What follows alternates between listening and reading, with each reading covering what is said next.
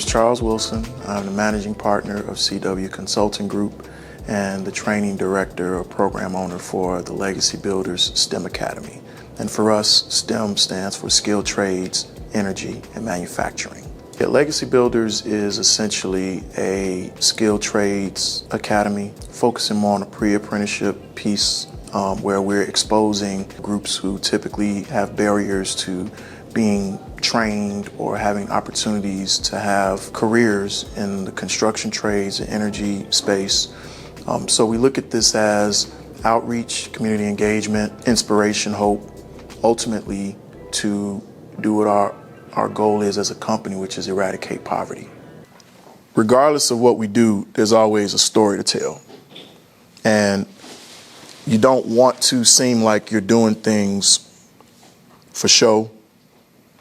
But ironically enough, if the story isn't told, then how do people know to rally around and support this thing that may be having maximum impact, especially within communities, especially the ones in which we focus on, who historically have been marginalized, have not been given access to opportunities that have literally changed the entire trajectory of people's lives, from neighborhoods to families, generationally. My own life of poverty, of seeing people killed, shot, fatherless homes. I'm originally from Chicago, born and raised there. I was a teenage father myself, and had I not joined the Navy, I don't know where I would have gone because I didn't have a post-secondary plan. What I do know is, had I known that a career in the skilled trades was possible for me, had I even been made aware of it, I'm certain that it would have influenced the decisions that I made as a young man, as a boy, because I would have felt like I had something to lose. And when you feel like you have something to lose, your decision-making process changes. What's funny, he brought up this Mr. Transparency. That has been what's been the key in our success, is the ability to show vulnerability, the ability to open up and say, I've got not just some skeletons, but here what they are, here's where they came from. If we are not willing to do that while we're coming into these communities and telling somebody we got something we think will change your life, why would you believe me if I'm over here being vague? I'm doing good, but here's why and how I'm doing good. Here's the pathway I took in order to do good. You know, this whole thing started with $50,000 that my wife allowed me to use from our savings and invest in 5 people in Richmond. We had no partners. We had none of that. Found a commercial spot right after COVID. This was December 2020. Found a commercial spot, put the money into it, and I'm gonna sign a lease for a year.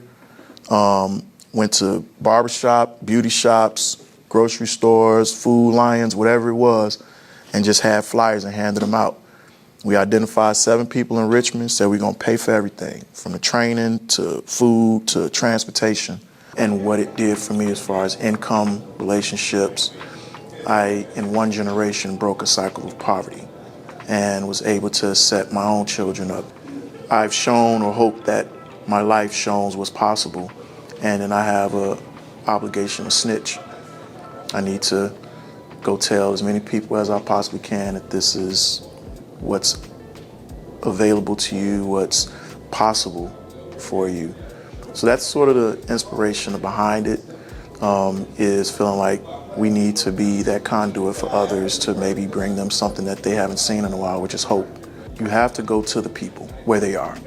Some people don't have the resources. They don't have the ability to gain transportation where some of these training courses and job skill type organizations offer things.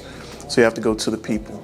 And as I shared with the group earlier, you have to be willing to be vulnerable. You have to ensure that they see you as an authentic, transparent, genuine person that can relate to the struggles and things that they have to within these communities.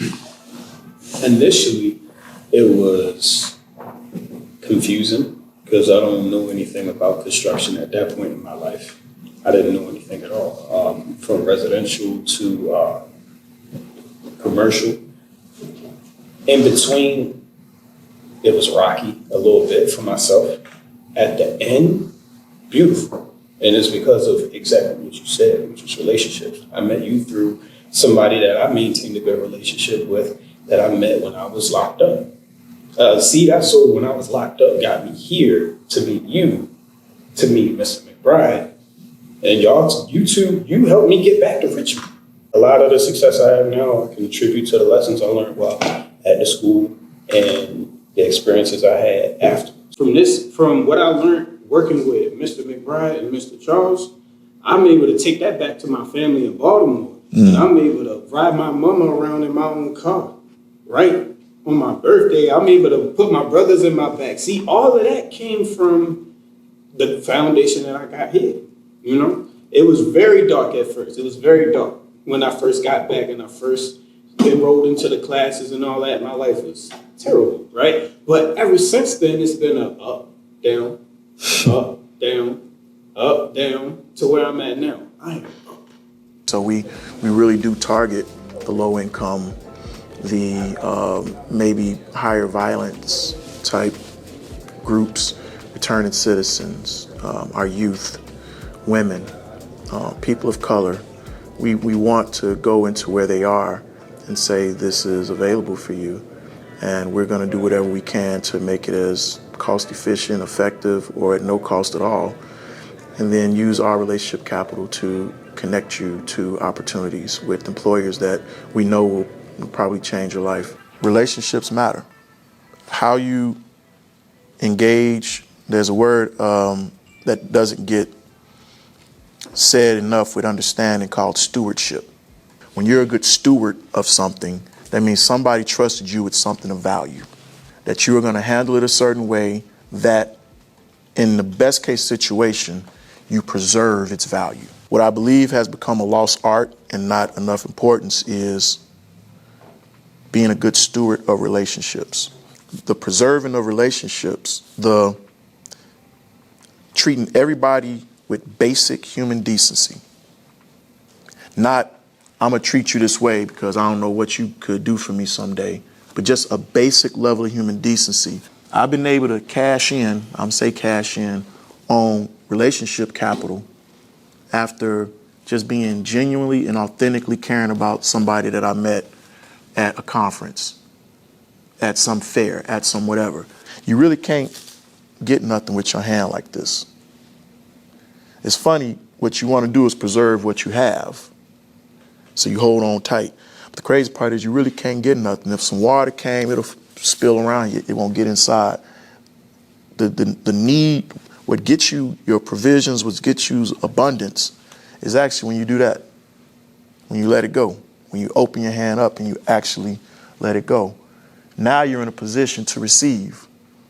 The thing that I found in this universe of ours is when you're a giver, the universe does not want you to ever lack because it knows you're a good steward of your gifts. So it keeps ensuring you're replenished so you can keep giving. So how can you ever really hit the bottom when you're one of those people? In these years that we've had the school since December 2020, that we've graduated, I think, 9 cohorts now, and probably about 120 people.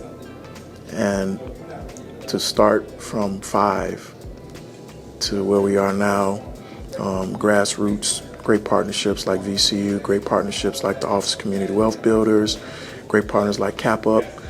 That's what's allowed us to do what we've done. In this space that me and Mr. McBride are in, the irony is it's all of service. Literally is, how do I add value? How do I come to the table and say, with this new person I don't know, how do I give something to them that we hope will add value? And though we give with no expectation of anything in return, the hope is that we've set a precedent or an example that you will then in turn do the same or be inspired to do the same for somebody next to you, you know? Ultimately, what my hope is that these things that we're investing in, because we care about the whole person. It's not just the technical book piece. It's, are we giving you of our experiences something that you could take as keys into your life as a whole? The legacy builders.